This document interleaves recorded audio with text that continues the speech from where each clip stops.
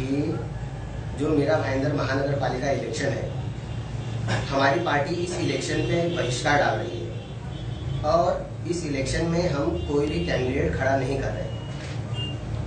वो इसलिए मैं आपको बताना चाहता हूँ कि वीवीपीएटी से इलेक्शन होना चाहिए।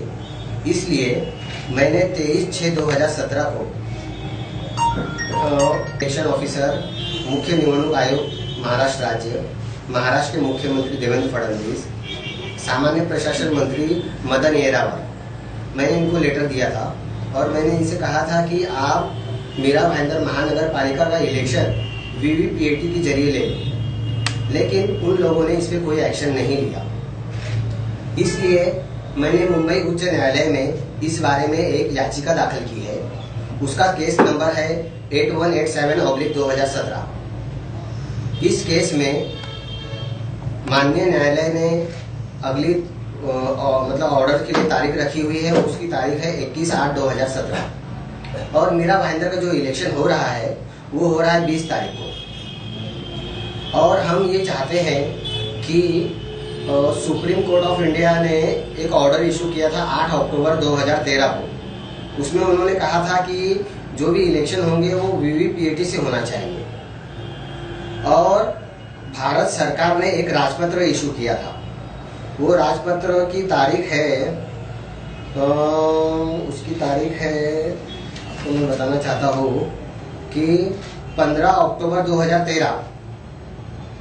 तो उस राजपत्र की अमल बजावनी आज तक हुई नहीं है। जैसे कि कोई भी कानून बनने से पहले उसका एक आदेश होता है, जो केंद्र सरकार एक ऑर्डर पास करता है।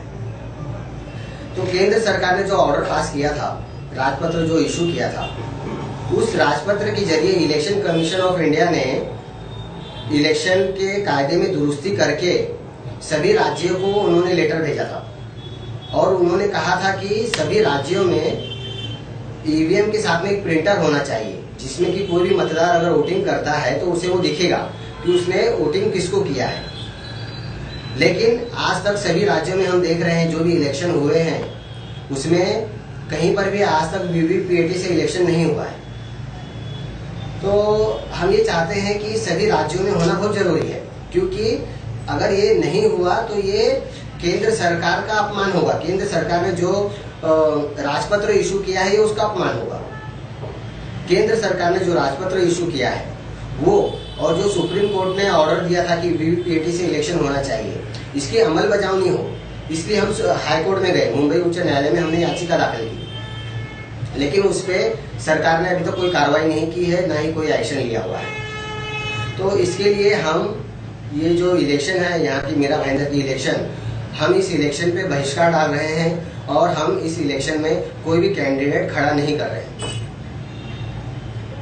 तो सर ये बात जो कहा वो सही बात है, क्योंकि देखिए आप देख रहे हैं कि अगर कोई कायदा बनता है तो वो कायदे की शुरुआत होना बहुत जरूरी है। जैसे कि अगर समझो सुप्रीम कोर्ट ने भी कहा कि जो कायदा बना है उसकी अमल बजावनी हो, वो कायदा हर जगह लागू हो, हर राज्य में लागू हो। आज आप देख रहे हैं कि दिल्ली में जो हुआ, अरविंद केजरीवाल ने विधानसभा में लाइव दिखाया सबको कि ईवीएम में किस तरीके से गड़बड़ी हो रही है। और आज हम जाके वोटिंग करते हैं, लेकिन हमें हमारा वोट किसको गया वो हमें दिखाई नहीं देता। तो वो हमारा अधिकार हमें दिखना चाहिए कि हमने वोट किसको किया है।